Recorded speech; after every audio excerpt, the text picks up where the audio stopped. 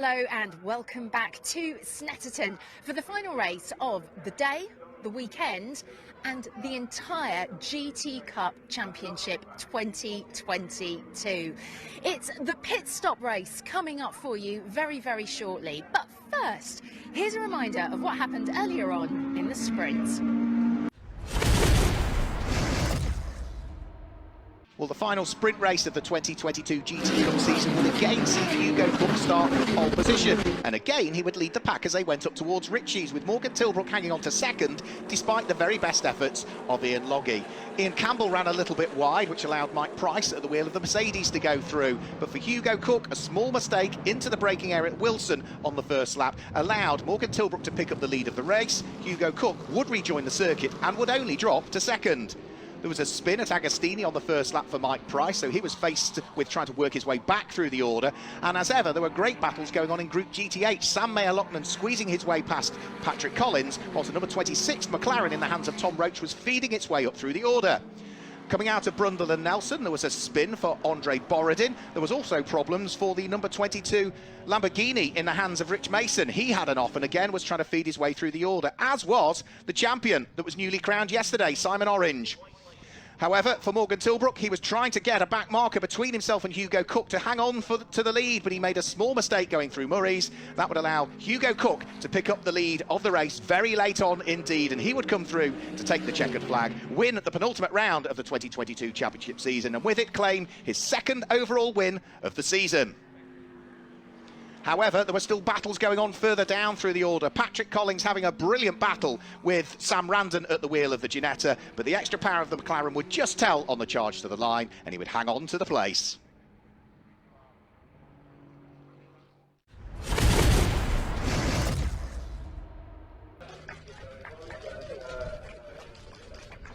I'm joined by our winner and our second place in that sprint race. Just have a quick chat because we've just done the podium. Hugo and Morgan, congratulations. Thank you. Well, you won. Well, no, but I want to speak to both of you because it was a great win. You know, great race anyway. Yeah, talk about it because obviously you were kind of neck to neck through the whole thing, and you were pole position. You were in the first row from the start. Yeah, and I mean, I started new tyres. Hugo, you started news, didn't you? So Yeah. I had a bit of advantage there. So my tyres were a few laps younger, which gave me a bit of an edge. Hugo went deep into the first corner, second corner because of oil. It's a very greasy track. Yeah. Yeah, that's what it was. I've got no grip. It's not because you're a terrible driver, no. And it was tough keeping Hugo behind me. I mean, Hugo obviously has extra weight in his car because he's 22 years younger than me.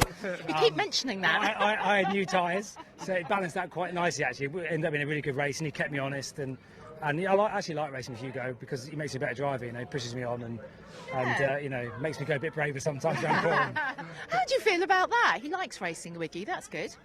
Yeah, I mean, Better than not. Yeah, well, I feel like I'm fair. I'm not just gonna, you know, go straight in there. But it was getting towards the end of the race, and I was thinking I need to do something here. And then I think you went round the outside of somebody at Coram or something, and I was like, because I tried it previously and it wasn't. There's not a lot of grip there. So I was just like, right, get in now. Yeah. And then Yeah, and then of course you pulled it through right at the very end, the crucial lap at the end. Yeah. It was lucky, but yeah, kept the pressure on the whole time. So yeah. Yeah, no, good stuff, guys. So how are you feeling going into the endurance race later on? Oh, it's the last race of the championship, last race of the season. I think everyone's going to be wanting to get a good result, so it could be a feisty race. Yeah. But yeah, I'm looking forward to it. We've got a 20-second penalty. I think you got 15. I've got 10. 10, you're 10. And Loggie's 15 Yeah. because he didn't serve the other one because of the accident. So yeah, it should be a good race. It should be a good race. Looking forward to it. Yeah. Yeah, I'm looking forward to it. Pole, obviously. Yeah, exactly. Yeah, absolutely. Oh, obviously, the confidence of the 22-year-old. Obviously, isn't. No, he is right. You do get pole because it is based, of course, on that one. Yeah, so it's true. Obviously. Yeah, I just need to not go straight on at turn 2 again, to be honest, and I'll be fine. Yeah, don't do that. Well, listen, guys, it's New tyres this time, though. Yes, new tyres. Yeah. right, new tyres, right, we're getting all the goss. Well, listen, go and get your lunch, refuel, get yourself all fired up, and we'll see you again. I'll see you down the front. I might have a quick chat before you go racing for the next one, the last time. Yeah, brilliant. Thanks, guys. Thank you.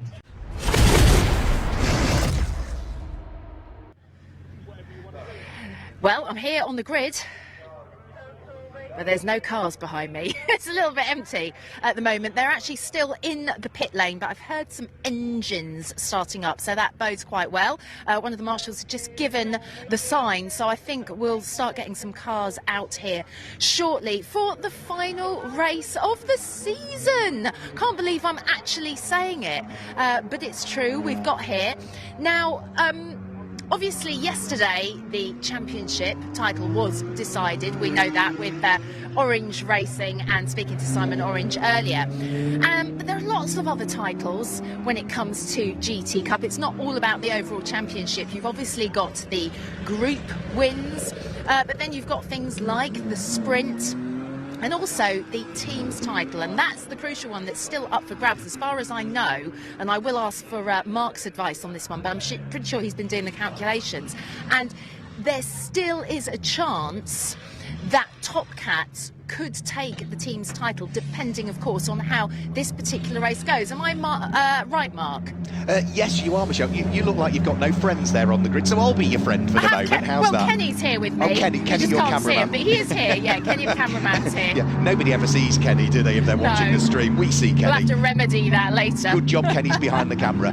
Yeah, in terms of the championships, yeah, the Sporting Challenge was sorted out earlier on. There's a 35-point gap coming into this race in the Sporting Challenge, but only 16 points can be scored by the car in second place. So it does look as though Stephen Walton and Chris Hart at the wheel of the Make Happen Racing Mercedes are the Sporting Challenge champions for this year. Right. The Teams Championship, though, is now the only one that is still up for grabs. Orange Racing, powered by JMH, are 30 points ahead of Top Cats Racing with Hex.com at the moment. So mathematically it's still possible, but crumbs, it's going to be hard work for Top Cats to try and overhaul that 30-point deficit in this race. It is, isn't it? And I did notice that, and I've got the grid just here in front of me, but obviously we'll see them in a minute. Simon is again on that third row where he was in the last race, and again, just after him, you have got one of the Top Cats cars, so they are sort of just behind. But like you said, yes, it could happen, but it would be quite hard work, won't it, for that many points? Yeah. If I were a betting man, and I'm not, but I know which way I'd put my money.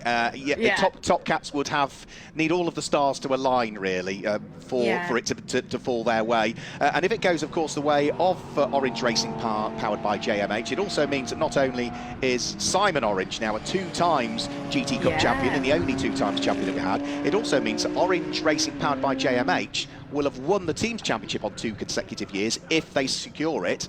And of course JMH Automotive are already previously a 2 times team champion before they even partnered up with Orange, so you could argue it's 2 on the trot for Orange Racing. It'd make it 4 teams championship for JMH if they secure it. That would be superb. Well, we will keep our fingers crossed for them, because it is looking good, and I can see some cars starting to come through now. So once they take their place, we can have a little bit of a run through of what's going to be happening on the grid. Don't forget that this is a much longer race than we had earlier on. For those, I'm sure most of you know this, but it's 50 minutes compared to the 25 minutes. And a lot of the time you do have them coming into the pit lanes, and there are different timings for that, which Mark will explain to you. But we do have several drivers who are going it alone, because normally you would have the drivers first, and then you get the pro drivers coming in. But we spoke to Charlotte earlier on, Charlotte Gilbert, when we were in scrutineering, and she was saying how she's on her own this weekend, so she's got to do the whole of this pit stop race by herself, which I don't think she was massively relishing, Mark. No, it's going to be hard work for Charlotte, but I mean she's been an absolute superstar over the course of the last few meetings, has really got to grips with this Lamborghini. So yeah, she's driving solo. Both drivers on the front row of the grid are solo as well, because we've got Hugo Cook lining up alongside Ian Loggy, so they'll both go solo in this one. I gather what was originally going to be Patrick Collins going solo in this race, but that's now been a change. Will Dendy will go solo, because Patrick Collins has had to leave the circuit and unfortunately isn't able to race. And there's also one other car. I sent you the grid earlier on, Michelle, but there is now an amended grid that's been issued, because the number 39 track-focused Mercedes of the Kells, Darren and James, has had mechanical issues. That car has had to withdraw, so we should have 21 on the grid for this race. Yeah. Brilliant, thanks for that, Mark. Yeah, they're starting to take place. The grid is taking shape. I'm just by Ian Campbell's car, partnered with Ollie Webb, who you had in the commentary box with you earlier, which was brilliant. It's, I always think having a proper racing driver in the commentary box alongside me, they can bring a different insight that I can't give, because they absolutely understand what's going on with those cars at any one point, whereas I just sort of try and guess, don't I, really? You do try and guess, but I think you do a pretty fabulous job. I might just stick my microphone in and have a quick word with Ian. I know we spoke to him earlier. Ian, I'm just going to pop in and see how you're feeling now, having had lunch, getting ready. You're on the grid. How are you feeling? Yeah, everything's okay. Just looking forward to a good race. Hopefully the track looks a bit cleaner than it was earlier. Yeah. It was really kind of sketchy with all the dust and all the pickup from the last couple of races. So yeah, just hoping for a nice clean start, get into a rhythm, keep up with these boys in front. Yeah. That'd be quite nice. And then if I can bring it back into the pits for Ollie to take over within the seconds of the, keep the gap down as much as possible. I know it sounds obvious, but these guys have all got some penalties in front of us. Yeah. Then we're in decent place to hopefully let Ollie do his magic as the pro. Yeah. Superb. Thank you so much, Ian. Good luck. I'll let you get his head together and get that game plan on. So yes, Ollie will be taking over, of course, once he comes into the pit. You've got Simon over there, who is, of course, our championship winner. He's going to be racing alongside Michael. Michael is the pro that will join him, but we saw him earlier. I think that's our 3-minute board. I've still got a bit of time, which is good. So there's kind of a similar or familiar look to this grid. But there's a few little changes. Obviously, Simon is still row 3. He's still in the same position.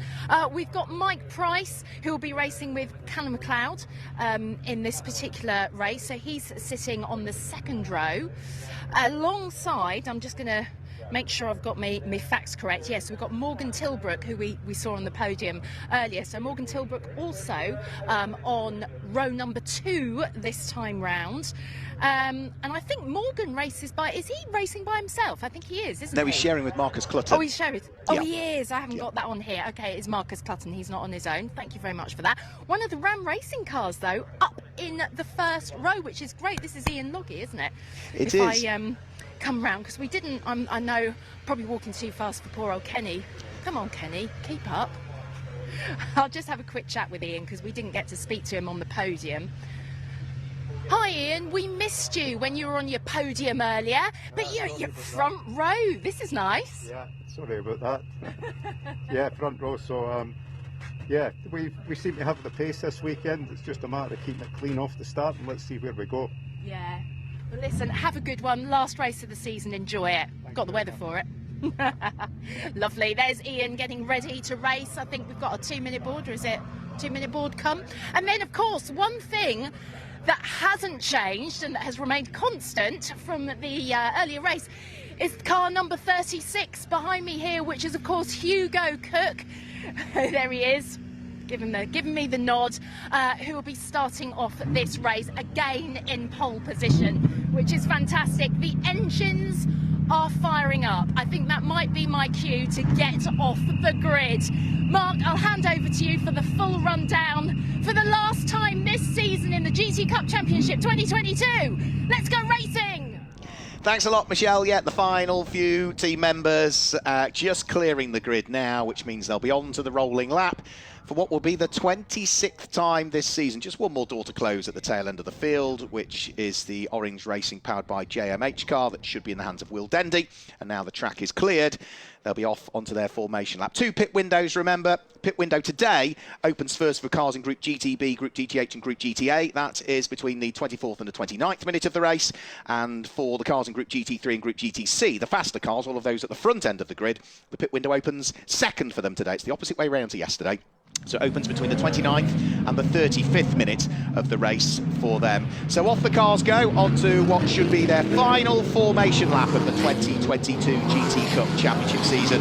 Here at Snetterton, we've only really got one champion still to crown, and that is the Teams Championship for 2022, and we'll find out who that champion will be at the end of this 50-minute race that is coming up. So let's guide you through the grid. The way that they line up is that Hugo Cook starts from pole position, will remain stationary in the pits for 85 seconds, alongside his Ian Loggy, who's got 75 seconds in the pits. Row 2 of the grid, Morgan Tilbrook on 95 seconds, alongside Mike Price in the Mercedes, who's stationary for 90. The 3rd row of the grid, Simon Orange, 75 seconds when he hands over to Michael O'Brien, alongside his Ian Campbell, also on 75 seconds.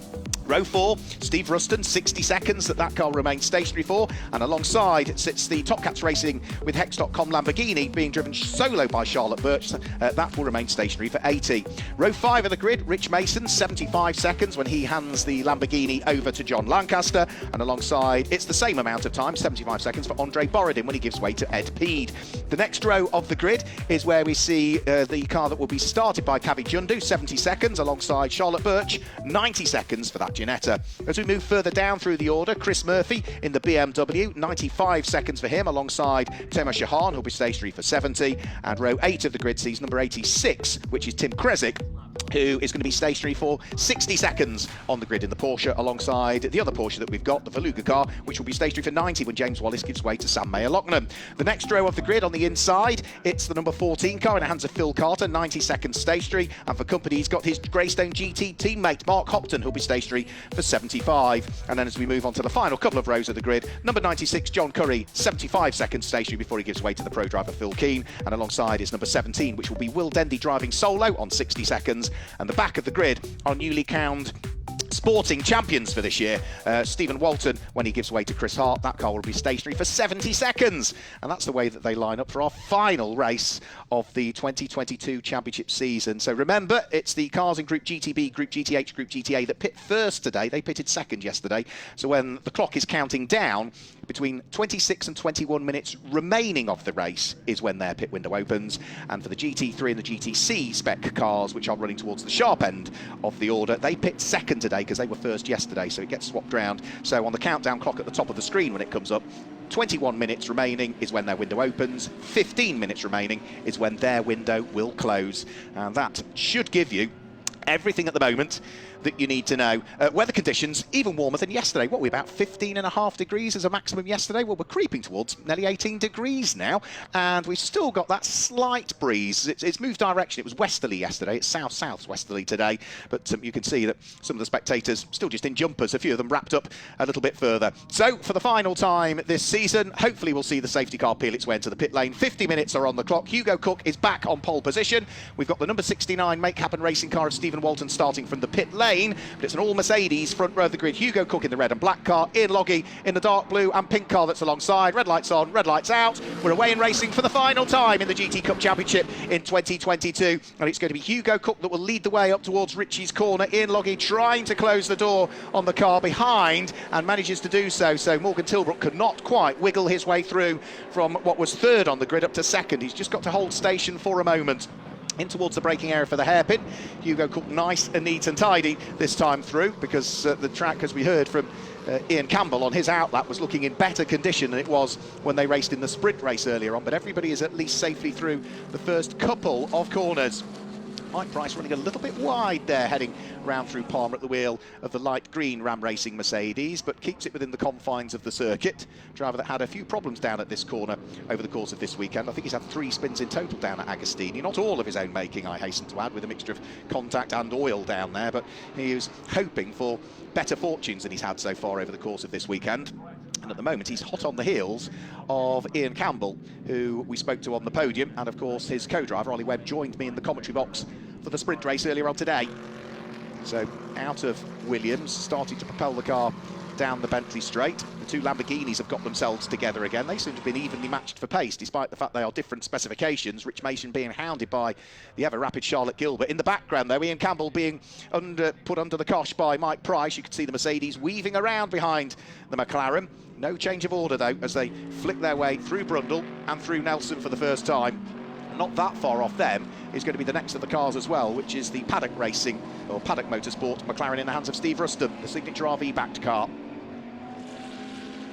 So lap number 1 about to be chalked into the book. Mike Price still looking as though he is desperate to try and steal the march on Ian Campbell if he can. A little wiggle from the Mercedes as it squirms around under the power coming out of the corner, but as they head over the start-finish line, Mike Price will get a bit of a tow from the McLaren that lies ahead of him, but he is still at the moment tucked up behind it in 6th position, of course having started 4th on the road, so 2 places lost on the first lap for Mike Price. Nice and neat and tidy as they head out of Ritchie's corner. You can see a little bit of dust on the circuit there as the cars just run that little bit wider beyond the curb line, and problems. That is Rich Mason that is sitting sideways in the middle of the circuit at turn 1, so cars have to brake drivers left and drivers right to avoid the stricken Lamborghini. Thankfully, all of the drivers, I think, just about managing to avoid it, and Rich Mason will get going again, but that was a scary moment for Rich. No damage to the Lamborghini, but thankfully that was largely because of drivers looking at the yellow flag signals and slowing down and then having enough time to react to either brake left or right to the stricken car in the middle of the track. So Hugo Cook leading the way at the moment. He has had one win so far this weekend. That was in the sprint race earlier on today. He's had the pace all weekend, really. He's been the driver to beat, but he's carrying 10 success seconds come the pit window, so he'll be stationary for 85 seconds come the pit window. The car that's in second place, Ian Logie, will be stationary for 10 seconds shorter, only 75 seconds in the pit lane. And the car that's third at the moment, Morgan Tilbrook, when he hands over to Marcus Clutton, because the cars that are first and second currently are being driven solo in this race, but when Morgan Tilbrook hands over to Marcus Clutton, that car will remain stationary for 95 seconds because it had a win in the pit stop race yesterday. So arguably the driver in the best position at the moment, purely based on the amount of time they'll remain stationary in the pit window, is the car in second place, Ian Logie. Still got that good fight going on between Ian Campbell and Mike Price for what will be 5th and 6th position. Not as yet has Mike Price been able to gain a place back, but again, coming out of the corner, Ian Campbell loses the tail end of the McLaren briefly as he got on the power, then just managed to get enough drive coming off the corner to close the gap on Mike Price, so the order still remains the same between the pair of them. So good little squabble this is for 5th and 6th position. Behind them on the road is going to be the number 44 McLaren in the hands of Steve Ruston, and then it should be Charlotte Gilbert, I think, up into 8th place now, following the spin for Rich Mason in the Lamborghini on that lap. So out of the hairpin down towards Palmer they will go. Here comes Chris Murphy at the wheel of the BMW, followed by the hordes of Group GTH cars. There's Will Dendy at the wheel of the number 17 McLaren. Now, where's that car running? It is running in 16th position currently, and that will put it 6th in its group, but it is putting under pressure Phil Carter, who tries to dive at the inside of Chris Murphy's BMW. The McLaren is alongside, but he's on the outside line heading up in towards Palmer and sweeps across the nose of the Beamer, so gains the place there, does Phil Carter, and gets the Group GTB BMW between himself and the Group GTH McLaren that's behind him, the orange car in the hands of Will Dendy. He'll be keen to see whether he can wiggle his way through and ahead of the Beamer, but no, can't quite do it down at Agostini. Despite braking as late as he dare, there just wasn't enough space.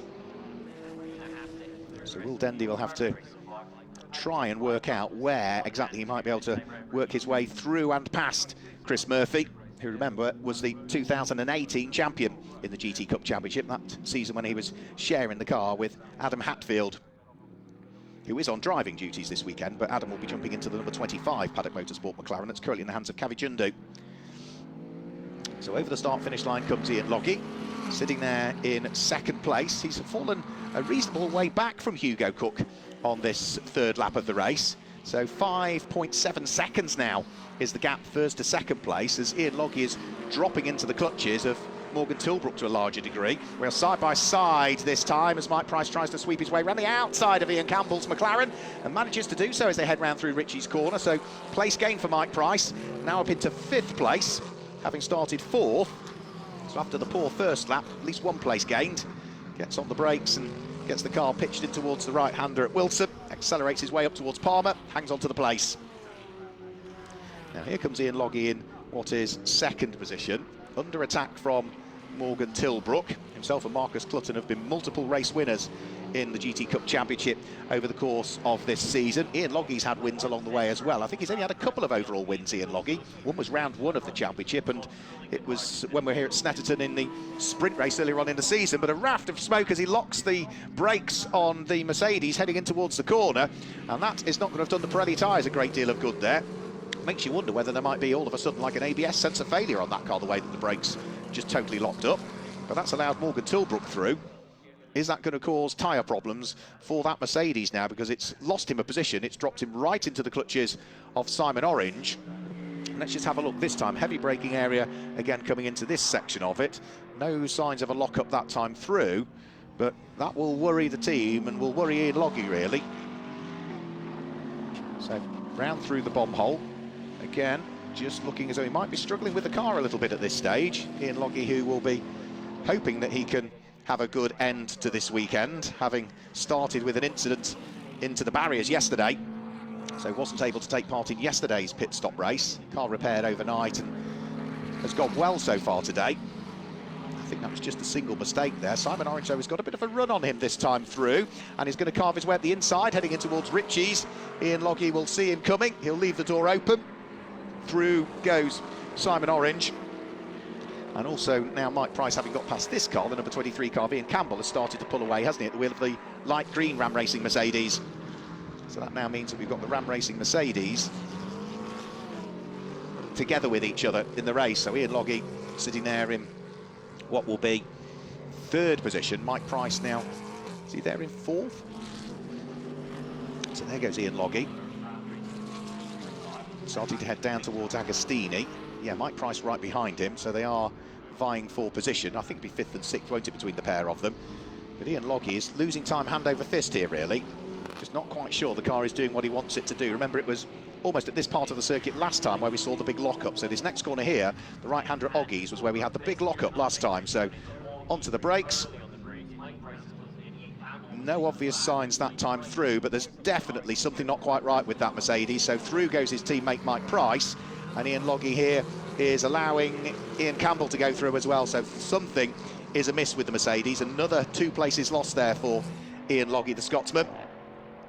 So that has now dropped him down into 6th position overall in the race. And wouldn't surprise me if he might be destined for the pits at the end of this lap. He's also got the next car, which is the 7th place car of Steve Ruston, closing in on him as well.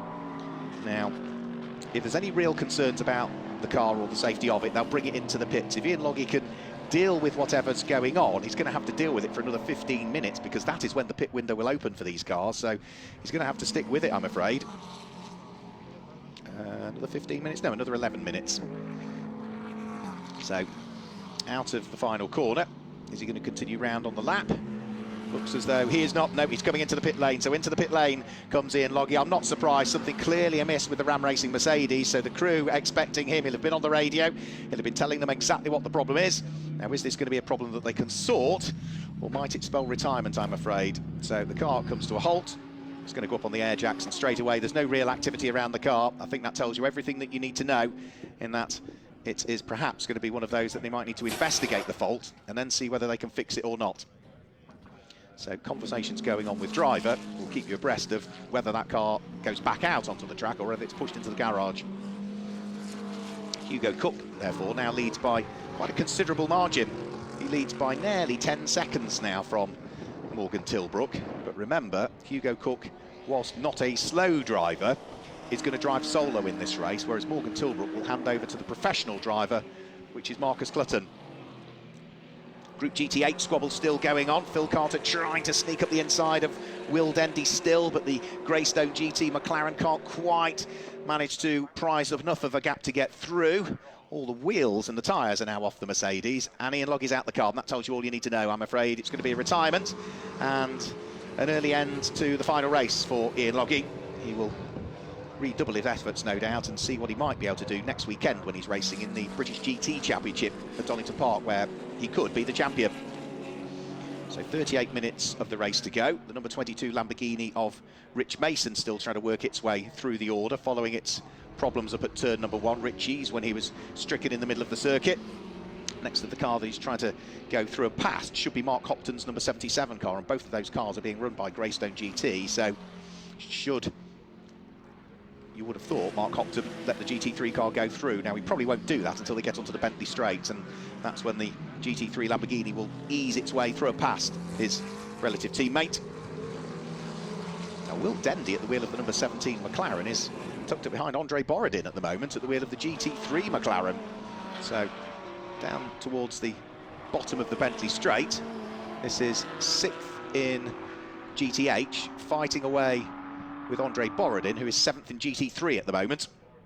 Will Dendy needs to get on with it, really, because he's got a queue of cars sitting behind him, not least of which is the number 14 McLaren of Phil Carter. You can see, though, that the mirror on the left-hand side of that car is turned around and the glass is hanging down, rather. It's not the only McLaren that's got a wing mirror at a skew angle at the moment. Yeah, there you can see the flap on the wing mirror on the left-hand side. So Will Dendy now will not be able to see a great deal on the left-hand side of that car.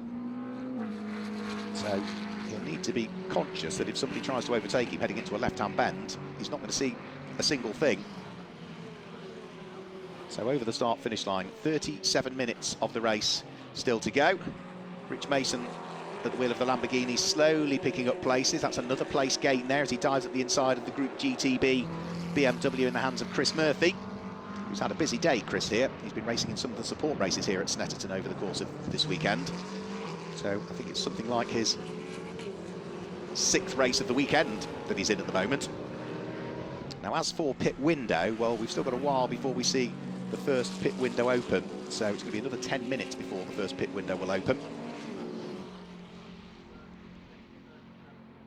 So onto the brakes, in towards Agostini. Will Dendy going all the way around the outside of Andre Borodin. So the Group GT8 McLaren all the way around the outside of the Group GT3 car. Brilliant driving by Will Dendy, who did a bit of karting when he was younger, not huge amounts, and then didn't race for a good period of time until a few years ago. He's been racing very well in this Orange Racing powered by JMH McLaren over the course of this season. We've also seen him out racing in Enduro KAs, which is a little standard one-make series for Mark 1 KAs, which run endurance races up to 24 hours they have done. So Will has been decently quick in one of those as well. Now, this is the number 86 car that Tim Kresick is driving solo. We've seen great things from Tim. He is 4th in Group GTH, the way things stand. Group GTH, by the way, is being led by the number 26 McLaren in the hands of Temer Shahan at this stage. So Tim Kresick will be looking to try and close up on the onto the sister car of it, which is the number 25 car ahead of him, which is Kavi Jandu. So here is Temer Shahan over the start-finish line. Look in his mirrors, he leads Group GT8. He's got the Porsche right behind him with James Wallace.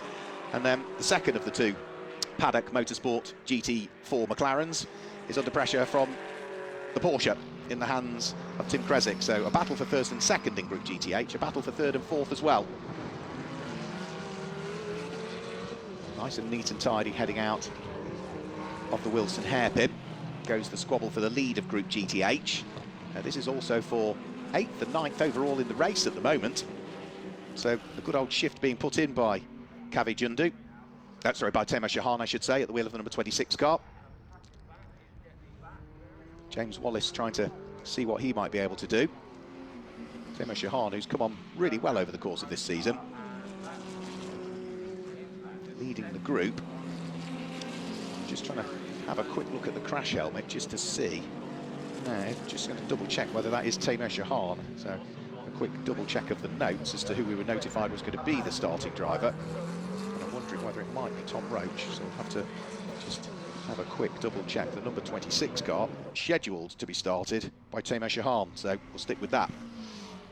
So down the Bentley straight, underneath the vehicle bridge, in towards the left and the right flicks at Brundle and Nelson. Difficult braking area that, as you try and pitch the car into the corner and get on the brakes at the same time.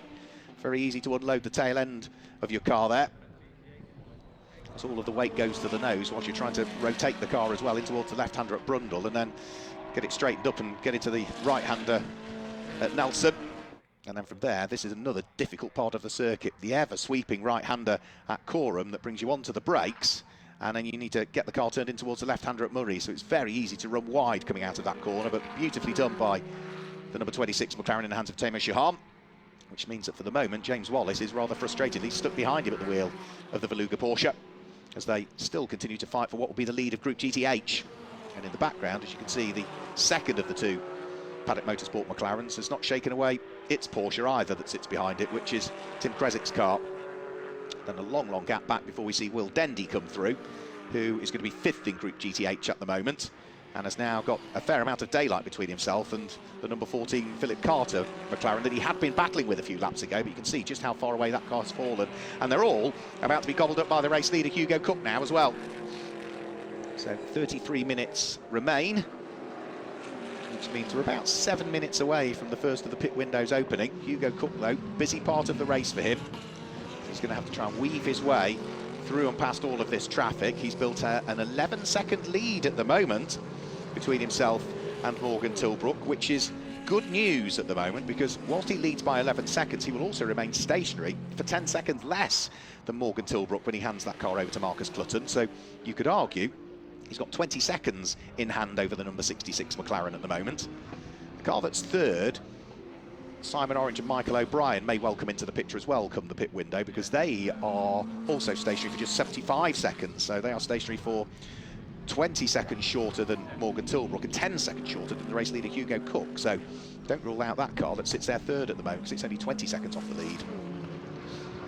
So round through the right-hander at Williams, onto the Bentley straight. There'll be more traffic to deal with for Hugo Cook before too much longer. We've also now got this great fight going on for what will be the lead of Group GTH. Timo Shahan having to drive overtime here to try and keep James Wallace, who is the Group GTH champion himself, and Sam Mayer-Lachlan at bay.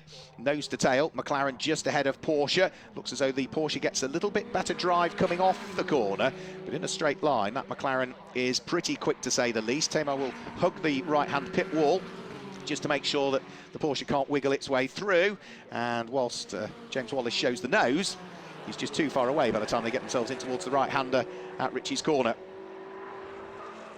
We did see, now he's going to have another nibble here. Is he looking up the inside? No, he's too far back. That would be a tad ambitious. But Timo Shahan, I think, runs a little bit wide. That opens up the door. They're going to come side by side out of the corner. The McLaren has the inside line for the next left-hander, which is Palmer, which means that if James Wallace wants it, he's going to have to brave it out around the outside. He thinks better of it, tucks back behind.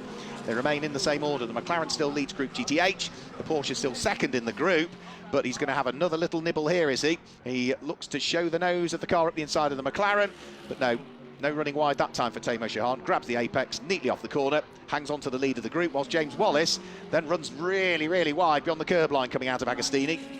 Gets it back onto the tarmac for Hamilton, but that would have put dust on those Pirellis for the next corner or two.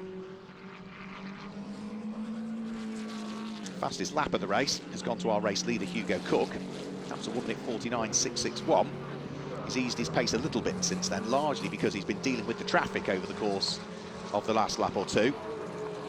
That traffic is going to remain a constant challenge for him until the first of the pit windows opens, which is still 4 minutes away at this stage. So battle for the lead of Group GTH. You can see that Sam Mayer-Lachlan there, who shares the Veluga Porsche with James Wallace, watching on. They'll be double checking as to what's going on and hoping that they might be able to finish the season on a high for what has been a great partnership, the pair of them. James Wallace, an absolute newcomer to GT racing at the beginning of the season. Hadn't raced a GT car before, hadn't raced even on slicks before, got no karting experience, but has coped with everything that's been thrown at him admirably. Very intelligent, very articulate, and very grown-up young man is James Wallace, who hopefully has got a good career ahead of him. I know there are plans for 2023, and it'd be great if those plans do come to fruition, but they are not to be announced just as yet. So keep your eye towards social media for James Wallace, because hopefully we'll see him out in something in 2023, because it'd be such a shame if he didn't appear on the circuits and he dives for the inside line. He's going to pick up the lead of the group. Brilliant stuff. Through goes James Wallace. Unfortunate for Timo Shahan, who worked hard to try and hang on to the lead of the group, but just finally unpicked there by the Porsche. So now that James Wallace has gone through, I would imagine he'll probably start to gap Timo Shahan. They looked evenly matched for pace. They'll also need to keep an eye on their mirrors as well if they continue to battle, because the race leader Hugo Cook will be closing up on them before a great deal longer. So there is Hugo Cook. You can see him sideways coming out of the corner, the race leader.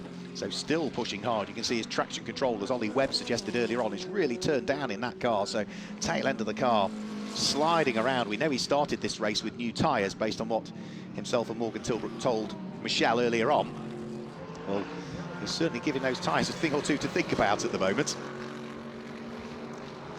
This is the third and fourth in Group GTH, which is Kave Jundu fighting away with Tim Kresick, whilst the race leader now places a lap on Timo Shahan. And as I expected, yeah, James Wallace already starting to gap that McLaren, isn't it, since taking up the lead of Group GTH and slotting his way through into 8th position overall in the race at the wheel of the Porsche. He's pulled away, but now he needs to watch his mirrors, because the race leader is looking to try and thread his way through. And Hugo Cook will do that on the run in towards Coram. James Wallace sees him coming, keeps the Porsche out of harm's way. Hardly had to blend off the throttle, if at all. Didn't lose any time. And the race leader goes through also without loss of time. So Hugo Cook is about to now chalk lap number 11 into the book, with 28 minutes remaining.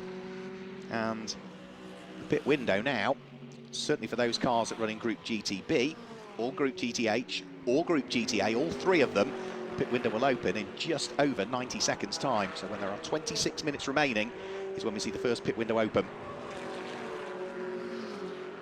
Over the start-finish line comes Will Dendy. He's driving solo. Behind him, though, is the number 66 car, Morgan Tilbrook, who's running second overall in the race at the moment. Where's the third place car? Here it comes now, number 67, Simon Orange. He's got a few more minutes yet behind the steering wheel, because at least another 6 or so minutes before the pit window opens for the GT3 cars. Everybody is poised in the pits and is ready to deal with the cars as and when they head in towards the pit lane area. You can see all of the engineers there looking at the screens, looking at the timing screens, looking at the footage. They'll be looking at the data coming off the cars as well, just to double check that everything is going to plan.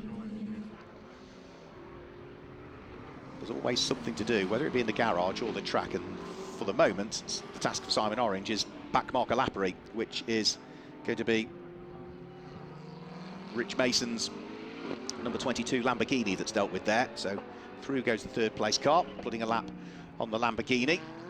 Simon Orange and Michael O'Brien have got to remain stationary in the pit lane for 75 seconds. Now, this is the Group GTA leading car, just going through shot there. That's the number 3 Ginetta, started by Charlotte Birch. She'll be handing the car over to Sam Randon.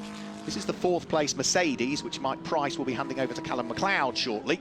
That car has claimed overall wins so far this season.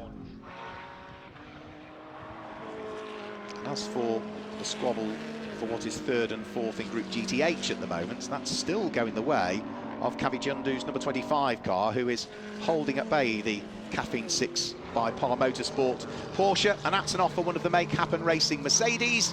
Now, that could be the 96, it could be the 69, can't tell from that angle, but it should fire its way back up, maybe a bit of heat soak, just take a while to get the engine refired. And it's going to be the 96 car that's had the spin, so it's John Curry, because there is the 69 car heading down through Brundle and Nelson. So it's John Curry that had the problem. He'll be handing the car over to Phil Keane, long-time British GT racer Phil Keane, largely in GT3 machinery, but he'll be taking over that GT4 Mercedes before too much longer, because by the time John Curry gets back round, the pit window will be about open, because it's now about 10 seconds away from opening. So these cars coming out of the final corner, if they time it right, they might just be able to pit on this lap. So into the pit lane comes the 69. Oh, crumbs, that's tight, isn't it? Already Will Dendy is in as well. So let's have a quick look. No, 26 minutes remaining. No, so they're coming in with about a minute of the pit window already having taken place. I do apologise. So yeah, perfect timing. Into the pits they come. No issues for anybody. Will Dendy is in, he'll remain behind the wheel of the car. Into the pit lane comes the number 69 car, Stephen Walton about to jump out. Chris Hart about to dive in.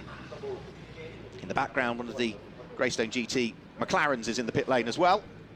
That looks like it might be the number 14 car of Phil Carter to hand over to Michael Broadhurst. And again, remember, they all have to remain stationary for a different period of time. The car that was leading Group GTH, remember, is the number 50 Porsche. Well, that's going to remain stationary in the pit lane for 90 seconds. The car that had dropped to second in Group GTH, which was going to be the number 26 car of Tamer Shahan, that's now been taken over by Tom Roach. That car remains stationary for just 70 seconds. And these two cars here that have now taken up the lead in Group GTH will also have to stop for a different period of time. Charlotte Birch is in. She's going to hand over the Top Cats Racing with Hex.com Ginetta to Sam Randon. Now, this lap, are we going to see the number 25 car of Kavi Jundu come in? That car remains stationary for 70 seconds in the pit lane. Tim Krasick, who's chasing him down, will remain stationary for just 60. So through and over the start-finish line they'll go. Another 2 3/4 minutes before the pit window opens for the GT3 cars. So Hugo Cook and Morgan Tilbrook and Simon Orange will have to keep pressing on for at least another lap or two, whilst all of the cars in Group GTB, Group GTH and Group GTA have largely now completed their pit stops and are continuing to resume their battles. Will Dendy under pressure from Tom Roach, whilst they've got race leader Hugo Cook trying to pick his way past them as well. So blue flags waved by the marshals. Hugo Cook, yeah, thought about it and then thought, no, hang on a minute, I've got enough of a lead, let's just blend out of it at the moment. He's now trying to dive his way up the inside of Tom Roach, who is hardly giving him any room at all. There's a very slight touch between the pair of them, and I think they both largely got away with just that really, really light touch between the pair.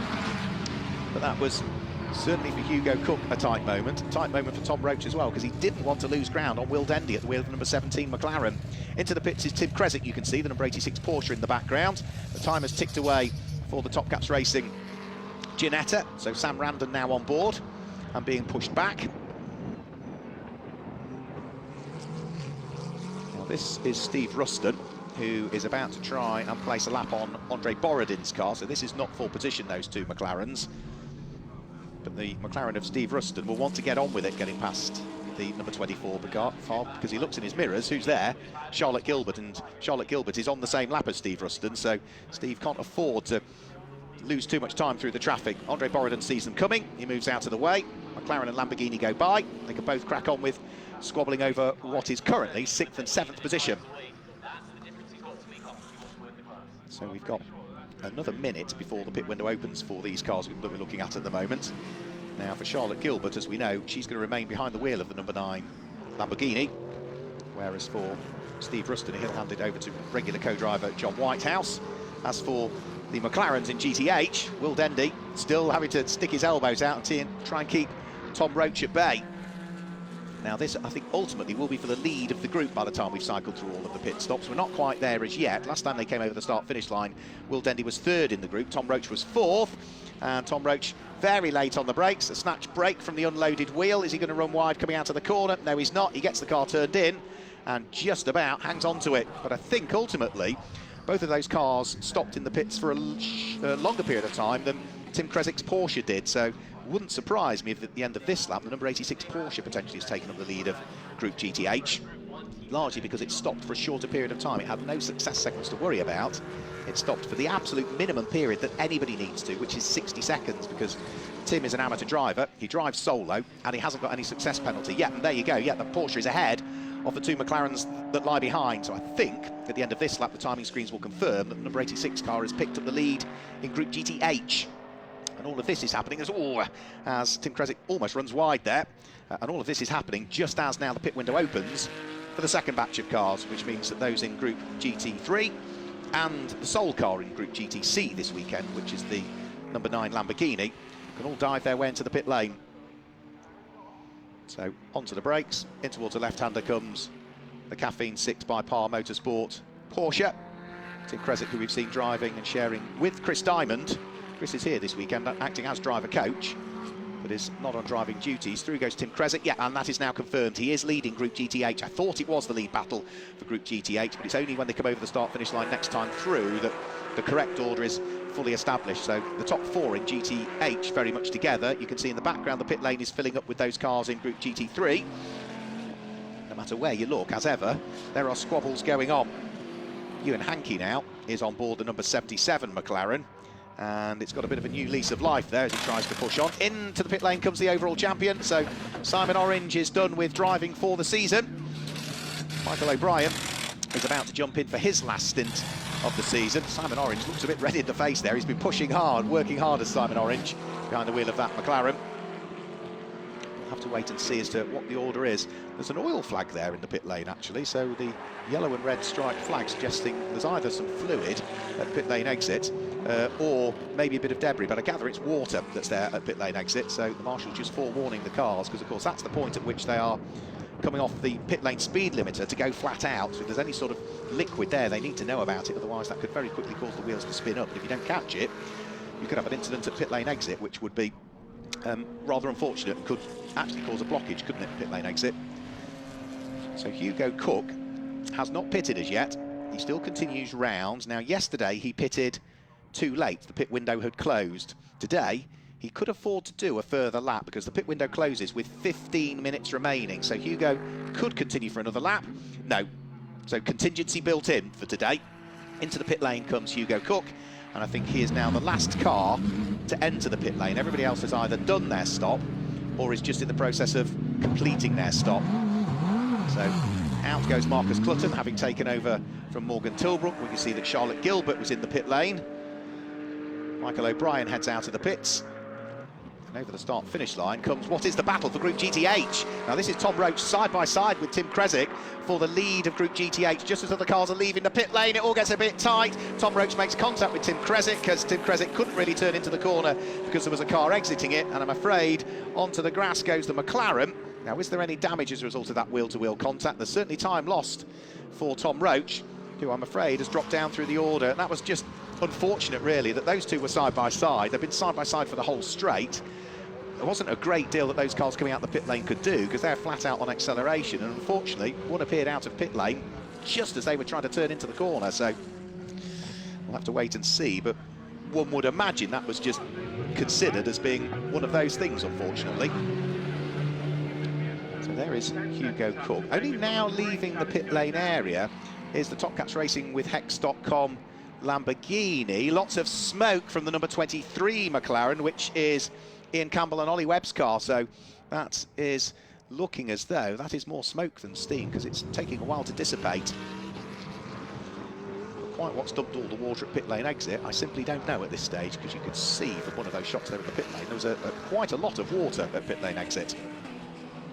So we've got 17 minutes remaining in this race. Michael Broadhurst has now also managed to squeeze his way through and past the number 69 Make Happen Racing Mercedes in the hands of Chris Hart.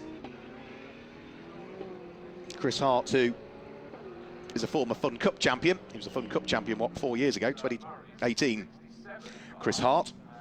And he'll be looking to see whether he can press on as well. He was also runner-up in Group GTA back in 2021 when they were racing the Ginetta in the GT Cup Championship. Now, the number 22 Lamborghini in the hands of Rich Mason has now got the Pro on board, which is John Lancaster. So that car in the hands of John is going to go well, as Rich Mason, of course, is still trying to get used to it. There's still lots of smoke, isn't it? The back of that McLaren all does not look well, and that has had fire extinguishant put onto it. So, yeah, you can see the white dust is dry powder extinguishant. So that car clearly got a little bit hot under the collar. And the marshals, as ever, or the team, having to extinguish any flames that were there. But job done. Now, of course, what they'll need to do is get that car fully out of harm's way. So, yeah, the number 22 Lamborghini now in the hands of John Lancaster. He'll be pressing on.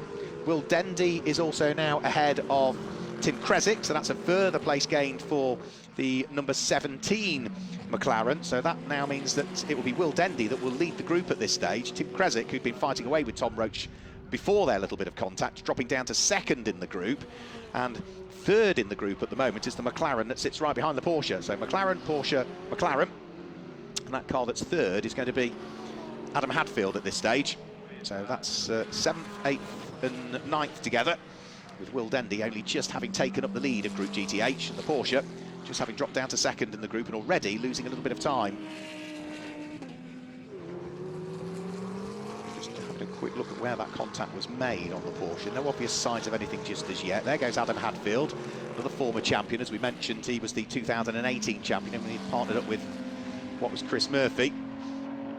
But for the lead of the race, Hugo Cook is on an out lap at this stage, was one of the later cars to pit, had built enough of an advantage to hang on to the lead of the race, but is now going to have the pro drivers trying to bear down on his lead advantage. And at the moment, Michael O'Brien, who is 16 seconds off the lead of the race, has just popped in the fastest lap of the race that we've seen so far.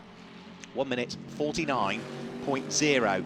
So he's got 16 seconds to try and close up on this red and black Mercedes here in the hands of Hugo Cook, if he wants to prevent Hugo from making it a double victory today here at Snetterton in the GT Cup Championship. So that's GT3 Mercedes ahead of GT4 Mercedes there.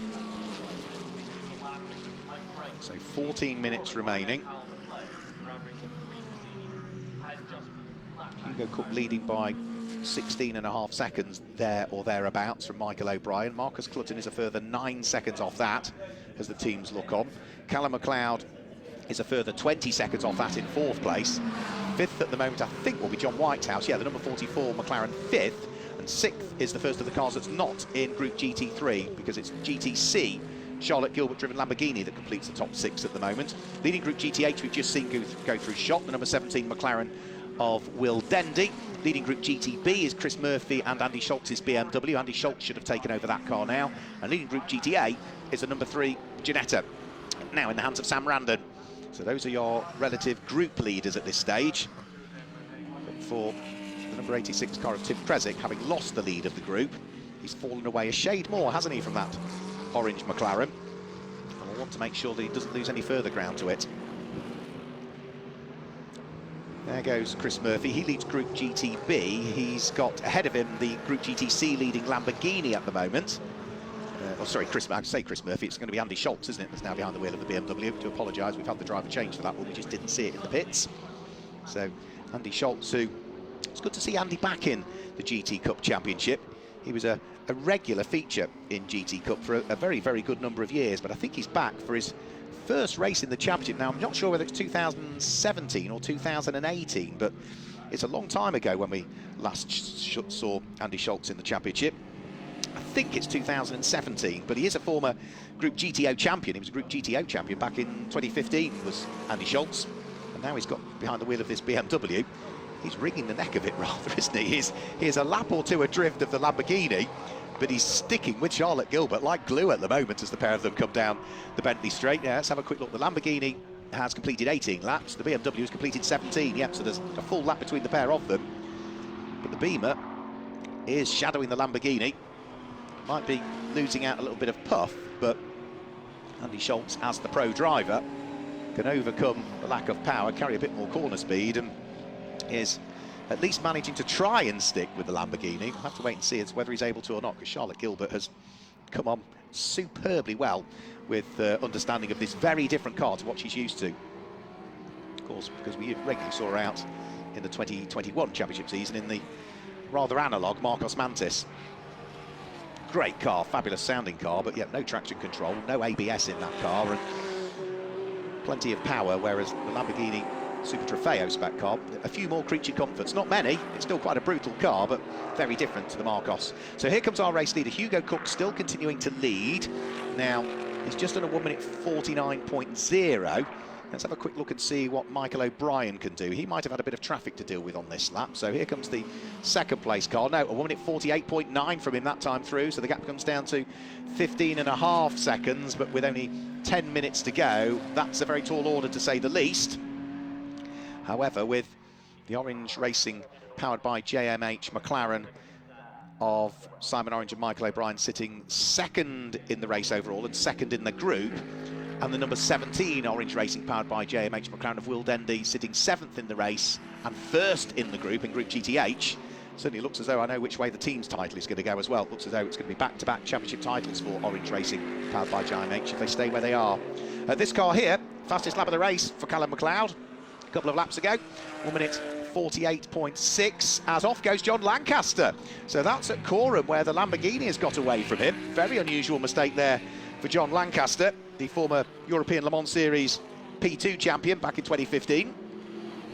Retakes to the tarmac. You see him weaving around to try and remove any dust and detritus from the Pirelli tyres on the Lamborghini, which is, I think, one of the old WPI cars that Greystone GT have managed to acquire. So work to do still for John Lancaster, former runner-up in the Formula Renault Euro Cup was John's many years ago when he was racing single-seaters. Seen him race in the European Le Mans Series, in V2V, World Endurance Championship. He raced in things like the World Series by Renault, Auto GP, if you remember that series as well, which was for the old A1 GP cars. So vast amounts of racing experience for John Lancaster, who's in his 30s now, 33 years of age. So he's cleaned the tyres up, and now want to press on again. Next car that he's going to want to try and deal with is going to be Adam Hatfield, who is third in Group GTH, and through goes John, past Adam Hatfield, who lost no time at all. So we've got 9 minutes to go. Marcus Clutton trying to bring the gap down, and that time through set the fastest lap of the race, did Marcus Clutton. 1 minute 48.6 from him on that occasion, gives the number 66 car the fastest lap of the race. That with it brings an extra championship point. However, that championship point has already swung back in favour of Michael O'Brien, who goes even quicker in second place that time through in the number 67 McLaren, a 1 minute 48.636 as he tries to hunt down the race leader. So Hugo Cook still enjoying a comfortable lead. He was, 16 seconds up the road. He's still nearly 14 3/4 seconds up the road. So the gap is coming down, but it's all being managed rather well by Hugo Cook at the moment. As for Marcus Clutton, well, he's in a fairly lonely third place really at the moment. He's 11 seconds adrift of the car ahead of him.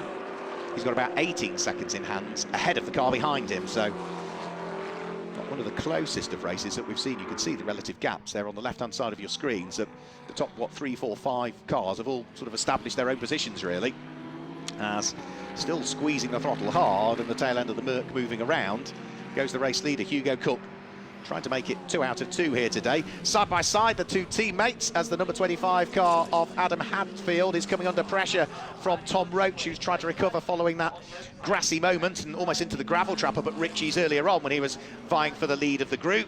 And he's got the car braked and just about ahead. One thing they don't want to do is bump off each other, but they are still not making it easy for each other. Tom Roach, the Welshman, finally through and moves the McLaren ahead of his teammate, and with that should now mean that the number 26 McLaren moves up to 3rd in Group GTH into the podium spots. 7 minutes of the race to go. In fact, all of the Paddock Motorsport McLarens have got themselves together now, the 2 cars that run in Group GTH, and then the number 44 car in the hands of John Whitehouse that represents them in Group GT3. So there's a shot for the team at the end of the season. All 3 of their cars together in the final race. Tom Roach now is keen to not only hang on to the lead of the group, but is keen to try and put the GT3 car between himself and his teammate, actually.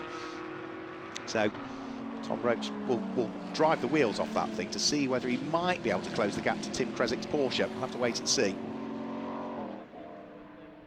So we've got 6 minutes just over of this race still remaining.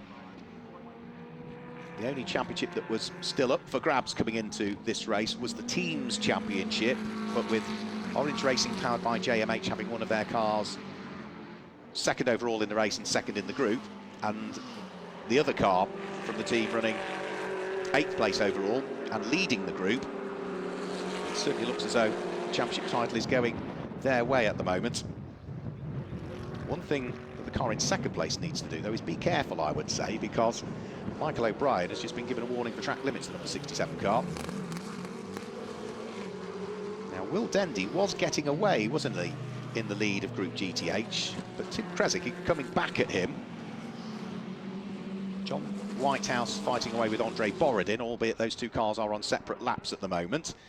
Sorry, I was going to say Andre Borodin. It's Ed Peed, of course, who's taken over that car. So John Whitehouse under attack from Ed Peed. Again, it's another car that we've had the driver change. We just didn't see that change take place in the pits. So Ed Peed should be able to pick off John Whitehouse, which he does.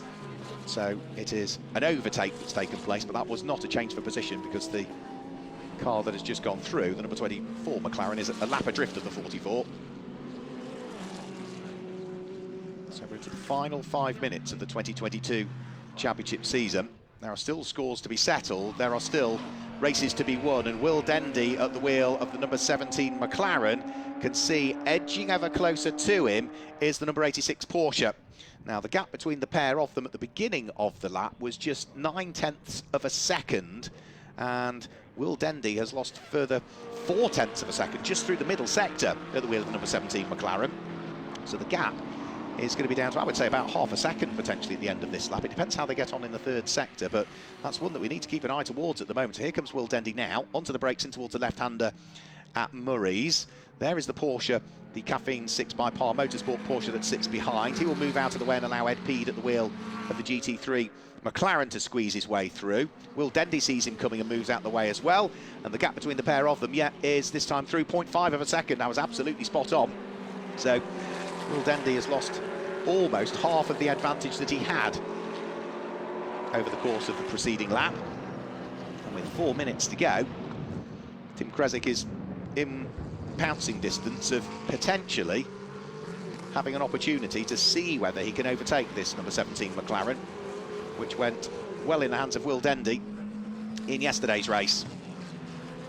The other thing they also still need to do is just keep an eye on their mirrors as well, because they've still got GT3 cars closing in on them. Now here's Michael O'Brien. This is the car that is 2nd overall in the race and is now 10 seconds off the lead. So it's been a charging drive, this, from Michael O'Brien. He's brought the gap down between himself and Hugo Cook by 6 seconds. since the pit window closed. But that's 6 seconds in about 12 minutes, there or thereabouts. Is it 12, 15 minutes? So I think it's more Hugo Cook just having enough, driving as quickly as he needs to potentially win this race. We've still also got Andy Schultz at the wheel of the BMW, still sitting on the rear bumper of the Top Cats Racing with Hex.com Lamborghini in the hands of Charlotte Gilbert. So that's another little squabble that has still continued to rage, and that little squabble is just behind these two cars here, which is Sam Mayer-Lochnan under attack from Ewan Hankey, and that will be for position. That'll be for 5th and 6th in the group, actually, the number 77 McLaren. 5th and 6th in the group. Both of those cars are going to be lapped by the Lamborghini if it can squeeze its way through. Andy Schultz is flashing his lights at anything because he just wants to drive quickly. The Porsche has got its hazards lights on in the hands of Sam Mayer-Lochnan, who has now lost the place to Ewan Hankey's McLaren, which has gone through. Now, this is all going to be for position, actually. So the BMW is fighting for race position with the Porsche. So that will be for 14th and 15th place overall. Hugo Cook flashes his lights as he heads on to what should be the penultimate lap of the racing season in the 2022 GT Cup. So still work to do. Paddock Motorsport McLarens to be dealt with, which is Tom Roach this time, who he squeezes up the inside of, heading in towards the braking area for the Wilson hairpin. Then it's up towards the left-hander at Palmer. Having dealt with that batch of traffic, is there more traffic that needs dealing with over the course of this penultimate lap? I think he's got a fairly clear circuit around him at the moment. Yeah, one more car to deal, no, a couple more cars to deal with. And those next two cars that he'll have to deal with are going to be the cars that are fighting for the lead of Group GTH. So Tim Kresick in the Porsche and Will Dendy at the wheel of the McLaren. So they're not going to make it easy because they won't want to lose time relative to each other. They're having their own little fight for the lead of the group. They're also fighting for what will be 9th and 10th overall. The good thing for Hugo Cook will be he should be able to squeeze his way through and past them as they head onto the Bentley straight. And all of the time, of course, Hugo Cook just needs to keep an eye on the fact that Michael O'Brien is closing, ever closing. So down the Bentley straight, he gets past both of those cars heading in towards Brundle and Nelson, which means that Will Dendy and Tim Kresick can roll their sleeves up and resume their battle for the lead of Group GTH. Hugo Cook can head around onto what I think will be his final lap of the race this time through, because with 30 seconds to go, he'll be over the start-finish line, I'm sure, before the clock has ticked to 0. Now, he probably has enough time in hand if he wanted to blend out of the throttle to save doing the extra lap, but I think he's just going to trickle his way over the start-finish line with a few seconds to go. So here he comes up towards the start-finish line. There's still time on the clock as he goes through now. Yep, there we go. What, 9-10 seconds remaining as he comes over the start-finish line. It was a bit too marginal, really, to blend out of the throttle, because whilst he leads the race, he only leads it by 8.2 seconds, because Michael O'Brien is really pushing hard. He was 2 seconds quicker than Hugo Cook on that lap. Now, some of that was to do with traffic. Some of it is to do with that Hugo Cook, and it sounds as though I'm being disparaging to him, but he's not a professional driver. Not yet. He will be, I'm sure, the way he's going. So he arguably is always going to get caught by the pros, but also some of it was traffic on that lap. But Michael O'Brien is throwing caution to the wind here, and Hugo Cook still has got work to do this time through, because he's now got to deal with John Whitehouse's signature RV McLaren. John moves neatly out of the way, very gentlemanly, allows the race leader to go through. That will please Hugo Cook, because that's another bit of traffic between himself and the charging Michael O'Brien. Callum McLeod, by the way, in 4th place, has also just set the fastest lap of the race, 1 minute 48, 00 from him. So still pushing hard towards the very end. There it is on your screens, 1 minute 48.007. But for Hugo Cook, he is now onto Bentley Straight for the final time this season. There is Michael O'Brien. He's still weaving his way through the traffic. But for Hugo Cook, only a few more corners to go. So through Brundle, through Nelson. He won't really even be able to see Michael O'Brien in his wing mirrors, because Michael O'Brien is just too far away at the moment. But it really has been a mega season for Orange Racing, powered by JMH, and I think with where their cars are positioned in this race, surely the team's championship will be heading in their direction, because it was really theirs to lose at the start of this race. So Hugo Cook comes out of the final corner. The last checkered flag of the 2022 season is about to be waved, and it's about to go in the direction of the Cook Motorsport Mercedes in the hands of Hugo Cook. Claims the final win, the win in round 26 of the 2022 GT Cup Championship. A double win for him here at Snetterton today. Finishing second overall in the race, are our overall champions for this year, and subject to official confirmation, that also gives them the Teams Championship as well. Orange Racing, powered by JMH, so it's back-to-back Teams Championships for them. And also now JMH as an organisation who are supporting Orange Racing. It also means 4 times they've been a GT Cup champion over the years. We should see Morgan Tilbrook and Marcus Clutton to come through and finish in 3rd place. Here comes Mike Price and Callum McLeod up towards the start-finish line. The number 11 Mercedes comes through to finish in 4th position. 5th place will be Steve Ruston and John Whitehouse. 6th place will be Charlotte Gilbert, having done all of that hard work on her own in that race. She'll be pleased to see the checkered flag, no doubt. And then we should see Rich Mason and John Lancaster through to finish in 7th place. Andre Borodin and Ed Peed in 8th. Will Dendy has already taken the checkered flag in 9th place, so that absolutely, I think, cements the Teams Championship heading in their general direction, because he picks up the win in Group GTH, and Tim Kresick will wrap up the top 10. So it's great that our final win went the way of Hugo Cook, who has had the pace all weekend. You know, he started from pole position on the front row of the grid, I think, in all of the races. Didn't quite have everything go to plan for him over the course of the weekend, but he'll still come away from Snetterton as a double race winner in the final weekend of racing, and we hope that we'll see more from Hugo Cook in the 2023 championship season. So let's confirm our final results for you for this season. The win in the last race of the season goes the way of Hugo Cook, from in 2nd place Simon Orange and Michael O'Brien, with Morgan Tilbrook and Marcus Clutton finishing in 3rd, ahead of Mike Price and Callum McLeod, Steve Ruston and John Whitehouse. And in 6th place, Charlotte Gilbert picked up the win in Group GTC. Rich Mason and John Lancaster were 7th, ahead of Andre Borodin and Ed Peed. And Will Dendy in the number 17 car driving solo came home as the winner in Class GTH, just ahead of the number 86 Porsche of Tim Kresick, who also drove solo. Just outside of the top 10, Thomas Shahan and Tom Roach finished ahead of the sister car of Kavi Jundu and Adam Hatfield. And in 13th place, Chris Murphy and Andy Schultz took the win in Group GTB. Mark Hopton and Ewan Hankey were 14th, ahead of James Wallace and Sam Mayer-Lochner, Phil Carter and Michael Broadhurst. Stephen Walton and Phil Hart, and then John Curry and Phil Keane were 18th. Charlotte Birch and Sam Randon in 19th were the winners of Group GTA, and anybody from 19th backwards, the likes of Ian Campbell and Ollie Webb and Ian Loggy, were both retirees in the final race of the championship season. So the cars for the final time are going to make their way around the circuit and head in towards the Parc Fermé area, where Michelle is ready to greet them. Yes, indeed, I am here. The cars have started to come in. Hugo Cook. Now, do we have it confirmed? Is he the race winner? Because there was a lot going on. I think we are.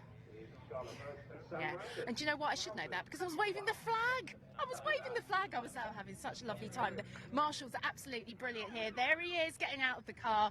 And I got to wave the checkered flag, and it was fabulous. Let's see if we can catch Hugo. Don't you go anywhere. You come right back here. I can confirm that I was the person that waved the checkered flag for you when you came in. Yeah.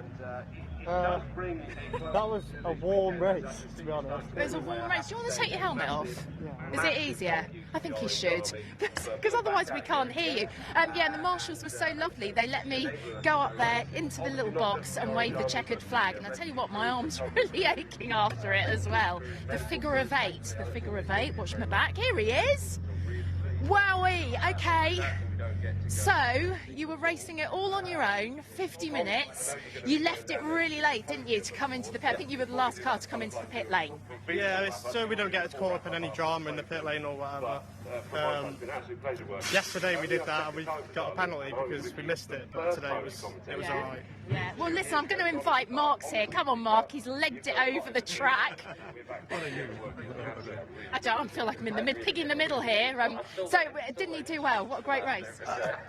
Brilliant weekend on the whole, Hugo. You know, fantastic performance. You've been on that front row of the grid in every single race, and double win today.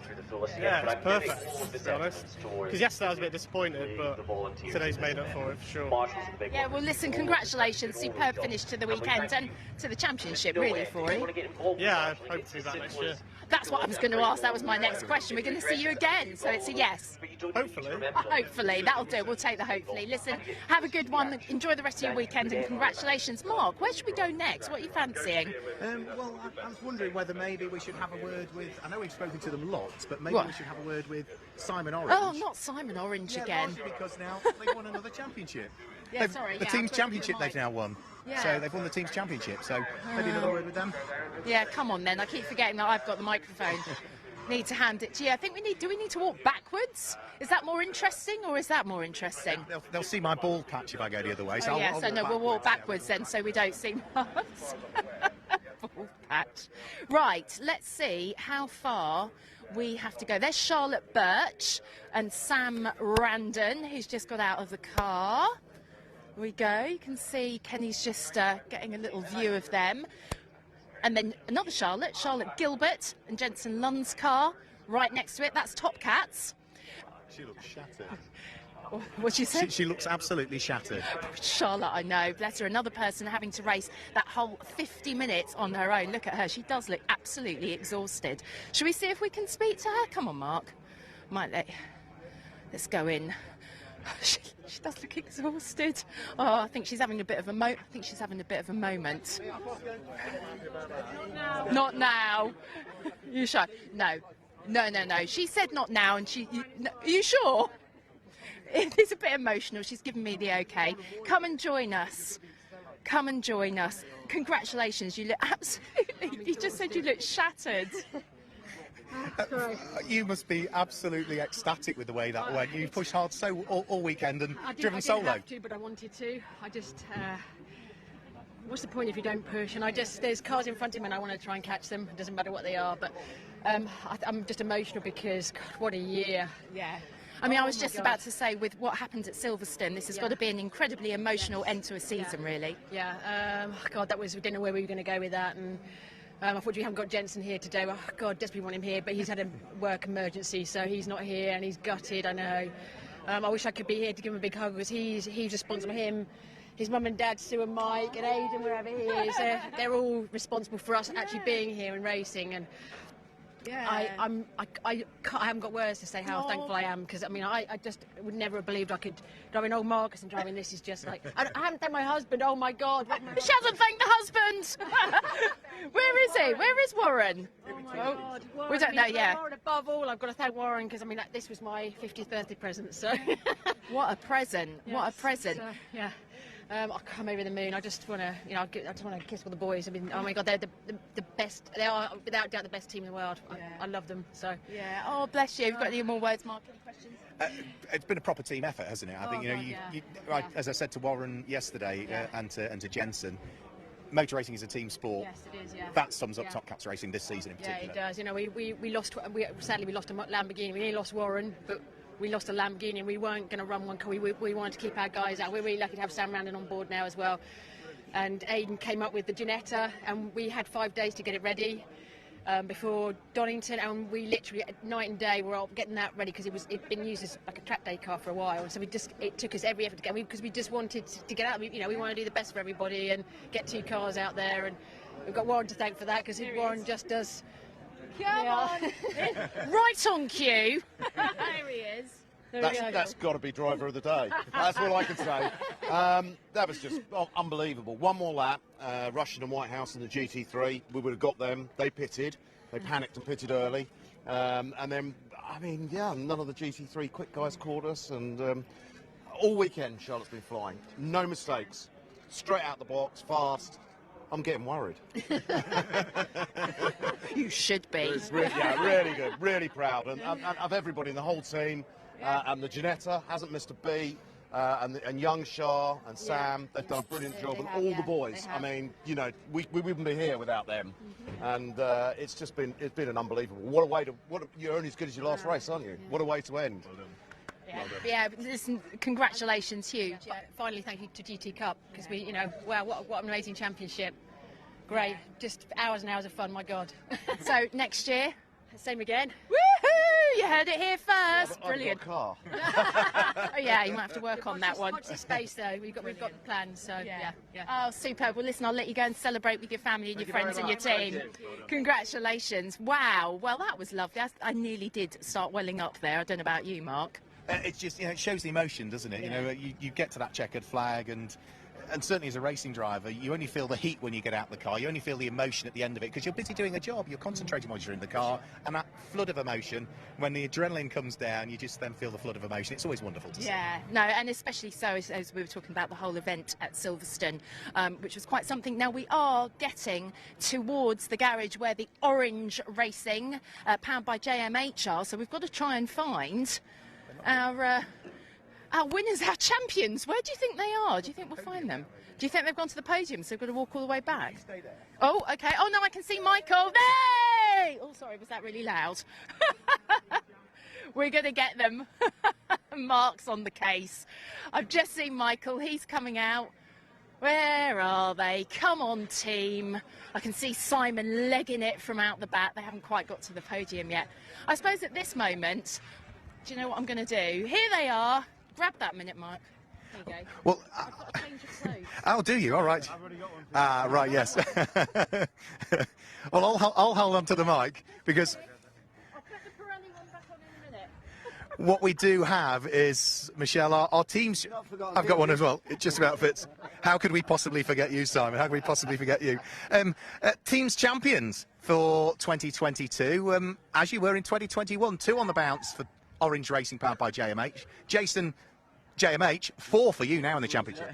Yeah, brilliant, brilliant. We just get the right clients, the right cars, and a great team. Will, I'll just bring you in because, you know, we were talking about you in the race. You had work to do there. It was quite a late change for you to jump in the car rather than Patrick, and here you are with a Group GTH win.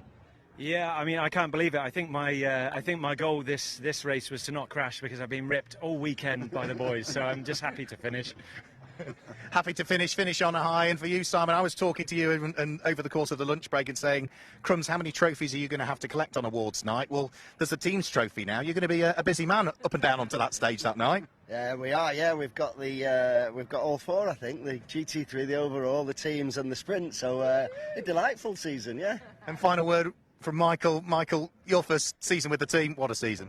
Yeah, it's been unbelievable, to be honest. I think we touched on it earlier with Michelle, like getting the car and starting this programme at the start of the year in the winter. I think all of us never would have expected to be in such a good position now. So it's a credit to Simon, Jason, the whole team at Orange Racing and JMH and McLaren as well. It's massive team effort, and we all wouldn't be here without each other. And let's not forget Russ and Patrick, who also shared your car over the course of the season. So, Michelle, that's our final champions crowned. Yeah, you look fantastic in that hat. Oh, I can hear some cheering. Listen, a big congratulations from me as well. It's been a pleasure watching you, winning all these races and getting the title, of course. It's fantastic. So, same time, same place next year? As long as you're wearing that. I have to switch between the two. Congratulations, guys. Well done. We've got Chris Haynes here as well. He's going podium time, so I think we probably better head to the podium and go and do that. So, do you think that's it from us, Mark? I think that's about it from us for not just this weekend, that's it for 2022, sadly. Boo! That means we've got to wait a whole 6 months. Yeah, something like that. We'll start again. Donington Park, isn't it? The calendar's just been announced. Yeah, in fact, we do have the calendar up and running. I know that they're doing the testing in March at Donington, but then the first races are 1st and 2nd of April. Yes, absolutely. So 1st and 2nd of April, and we'll conclude the season back here at Snetterton again at the end of the year. Yeah, exactly. So we really hope that you can join us for next season because it has been tremendous this year. We have so much fun, especially after the whole COVID thing. It was so nice to get back to sort of racing normally, wasn't it? Yeah, it's finally feels as though we're back where we ought to be, and what a season we've had. Championship goes from strength to strength each year. We've mentioned Chris Haynes, but all of the rest of the people involved with Butte Motorsport, Hannah and all of the media team, we couldn't do it without them, could we either? No, we couldn't. It is a massive team effort on every level, from the championship right down to all the individual teams that are racing, as well as the drivers themselves. And I should say also the production team as well, all our camera people, Kenny and everybody, and you know who you are. So thank you for watching and for supporting GT Cup. Stay in touch with us all. We're on the social medias individually, but also of course GT Cup on the Instagrams, on the Facebooks. That's where all the information is, and of course there's the GT Cup website as well. But I think I have to say that from Beryl and me, it is thank you and goodbye.